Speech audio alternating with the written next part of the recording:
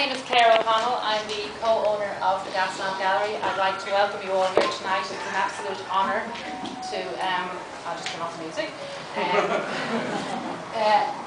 to see so many people here, and obviously for us to have the work of the late Eamon O'Doherty here as well.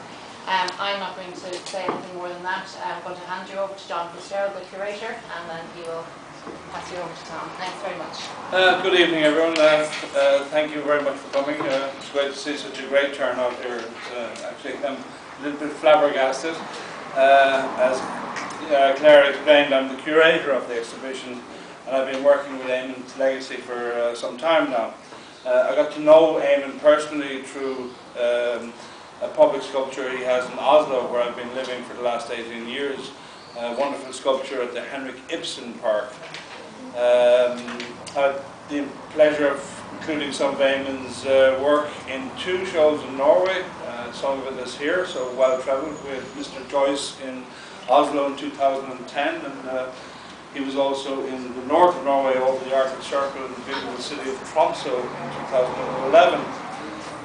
This is my second solo show in Ireland with Eamon's work. We had a big show in Derry last year for the City of Culture.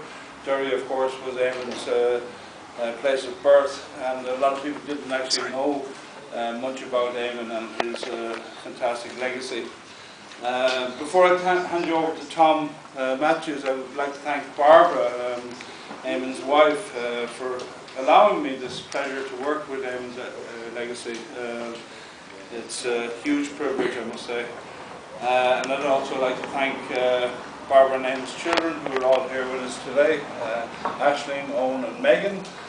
Thanks a million for your support, lads. And also Barbara and Eamon's grandson. I can't see him from here, but Liam is around somewhere. Hi Liam. Good man.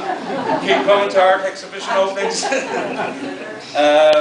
Also, big thank you goes to Claire, Eric and Chris here at the Gaslamp Gallery. It's been great working with you guys. I mean, I must say it's been very special, and a gallery like this in a town of this size, it's a remarkable thing. You're doing a great job here. I've been following your progress in the last year or so that I've been involved with you, and you're providing not only culture to a town, but you're also a lot of service, and as I would say, more of this kind of stuff, please.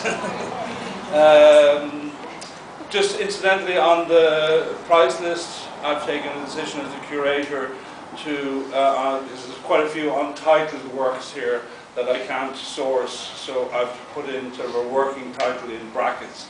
That's kind of a reference for us in the gallery and for yourselves to work around if there's anybody interested in buying. Claire and Eric will talk to you later. So now I'll just hand you over to the very eloquent Tom Mathews, who's joined us here all the way from the Big Smoke. Thank you, Tom. Thank you.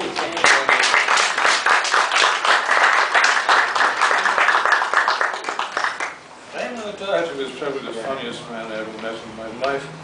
I could never resist him. He came into a bar and he started to grin. He grins, or grin. My heart just melted and we started to laugh. And sometimes we'd laugh for 8 and 10 hours, and sometimes back in my neck would hurt so much laughing that I couldn't remember anything he said. It was such a privilege to have known him, and I wish I could remember half of the things he said to me. But he was, in addition to being one of the world's funniest, essentially, you could say to that irony, a Renaissance man. He was a man who combined about 7 lives into one. He was a fine traditional musician, a fine flautist. I remember in Paris with him, he dragged me through antique shops playing flutes in the afternoon. He was, of course, primarily, for his life, he was an architect, but he was also an international standard lecturer in architecture. He was a painter, and he was a photographer, and he was a printmaker. And what he was, of course, principally known for, and will I hope be remembered for, was being a manufacturer of extraordinary public municipal sculptures. At least 30 major pieces. It can be said of him, as it can be said of very few, that he changed the landscape of the country, and he changed the landscape for the better. I don't intend to speak about very many of his larger sculptures, but three in particular have great resonance for me. One is, I am a great traveller to Galway. I'll be going there tomorrow. Whenever I go to Galway, it cheers me up to see Galway hookers, that lovely, large, rusting abstract, I think one of the finest pieces of abstract sculpture in Ireland. I wish I had survived to see it as I did some years ago on a summer's day, all covered in beautiful patchwork quilts that the children have made for the Galway Arts Festival. Changing straight from there, another piece of his that speaks to me is his Connolly, a piece of realistic human sculpture based, I believe that my friend Owen Dillon posed for that, and the reason he's not posing here tonight is because he can't make it, but he asked me to apologise. And my favourite of all, the golden tree, the crown or the golden ball as some prefer to call it, in the courtyard of the Central Bank in Dublin. Possibly his best known work after the Floozy, because every time the Central Bank has to be mentioned on the RTE News, up pops the golden ball. Well, I was in the United Arts Club more years ago than I care to think about it one night, and we were all life drawing, down at the life drawing class, which he was instrumental in founding, as was I, as indeed was Paddy Gilsman, who was here somewhere. And after we'd finished drawing naked ladies, we went upstairs and had some drinks with clothed ladies, including Barbara. And I was having a pint with Barbara and talking about art or something like that.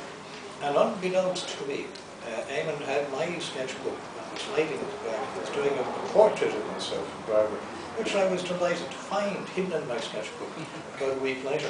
And I still have, and it's a beautiful drawing, and it's full of all the drama and the verve and the life that I gave everything he drew. But apart from this, he was not drinking that night, he was driving, and he was driving that big old tank of a car he had. It was like a Jeep, and it was always full of, bits of wood and canvas and stretchers. Badly I needed a stretcher that night, and various things, and lumps of bronze, and sometimes dogs. And